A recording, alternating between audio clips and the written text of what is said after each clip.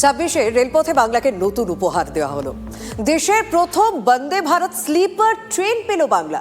চলতি মাসের মাঝামাঝি গুয়াহাটি হাওড়া বন্দে ভারত স্লিপার ট্রেন চালু হচ্ছে এবং এই স্লিপার ট্রেন নিয়েই বেশ পরীক্ষা করা হয়েছে। সেই ছবিও আপনাদের সামনে তুলে ধরিয়েছিলাম যে এক গ্লাস জল রাখা হয়েছিল, যে যাত্রীদের এই বন্দে ভারত যখন চলবে তাতে কোনো রকম অসুবিধা হবে না তো।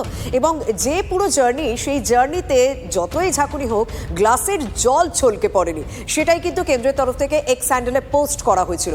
প্রথম স্লিপার ট্রেন পেল বাংলাদেশের প্রথম বন্দে ভারত। বাংলাকে নতুন উপহার 26-এ, অর্থাৎ নতুন বছরের শুরুতেই বাংলা নতুন উপহার পেল রেলপথে।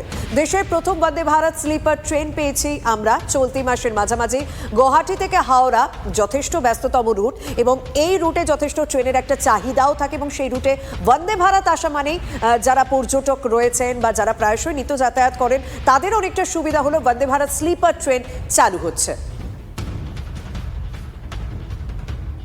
वैसा ही कंफर्ट अब ओवरनाइट जर्नी के लिए, वैसा ही कंफर्ट, वैसी ही सेफ्टी, वैसा ही स्टैंडर्ड एक नया ओवरनाइट जर्नी के लिए वो वंदे भारत स्लीपर से स्टार्ट होगा। इसमें टोटली न्यू टेक्नोलॉजी यूज की गई है। 2026 की आरंभ में ही ये काम कंप्लीट हुआ है। पहली जर्नी जैसा कोलकाता से गुवाहाटी के बीच में चलाएंगे और करीब करीब बहुत लंबा गुवाहाटी से लेके बोंगाईगांव, जलपाईगुड़ी, कूच बिहार, कंप्लीट बंगाल को कवर करते हुए मालदा होते हुए हावड़ा तक, कोलकाता तक ये ट्रैक रहेगा। আমাদের সঙ্গে রয়েছেন সহকর্মী সায়ন্ত। আমরা জানি উত্তরবঙ্গে একটা বন্দে ভারত রয়েছে, তবে সেটা চেয়ার কার, তো কিন্তু এই স্লিপার আসে মানে আরো একটা বন্দে ভারত উত্তরবঙ্গের উপর দিয়ে গুয়াহাটি যাচ্ছে, যথেষ্ট আমাদের সুবিধা হবে। কিন্তু এর ভাড়া কত হতে চলেছে, ইন ডিটেল একটু জানাও। দেখো, ভাড়া কিন্তু সাধ্যের মধ্যে রাখা হবে বলে ইতিমধ্যে রেল মন্ত্রকের তরফে জানানো হয়েছে এবং ভাড়া যেটা হবে সেটা আপাতত সরকারিভাবে তারা তালিকা প্রকাশ করেনি। তবে যেটা জানানো হচ্ছে, দার্জিলিং মেল, উত্তরবঙ্গ এক্সপ্রেস, পদাতিক এক্সপ্রেসের মধ্যে কিন্তু ভাড়া রাখা হচ্ছে।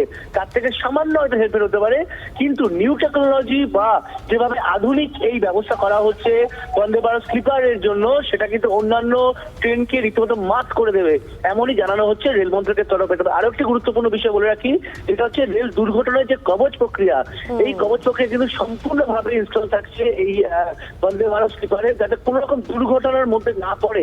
যেহেতু অন্যতম প্রিমিয়াম ট্রেন হিসাবে ভারতের রেল মন্ত্রক এটাকে অন্তর্ভুক্ত করতে চলেছে এবং কলকাতার কলকাতা নয়, কলকাতা এবং বিহার, একই সঙ্গে মহারাষ্ট্র, দিল্লি, বেশ কয়েকটি রাজ্য থেকে কিন্তু এই স্লিপার ট্রেন একই সঙ্গে তারা রান করাবে। সেই কারণে কিন্তু এর কবচ প্রক্রিয়াকে সম্পূর্ণভাবে ইনস্টল করে তবেই তা নামানো চলেছে ট্র্যাকে এবং মানুষের কাছে অন্যতম গ্রহণযোগ্য শুধু হয়ে উঠবে না, আকর্ষণীয় হয়ে উঠবে। কারণ তার যে ফিনিশিং, তার যে যেখানে মানুষ স্লিপারের ব্যবহার করে সে যাবতীয় পরিকাঠামো কিন্তু অন্যান্য ট্রেনের তুলনায় অনেক বেশি আধুনিক বলেই দাবি রেলমন্ত্রী। ধন্যবাদ শান্ত।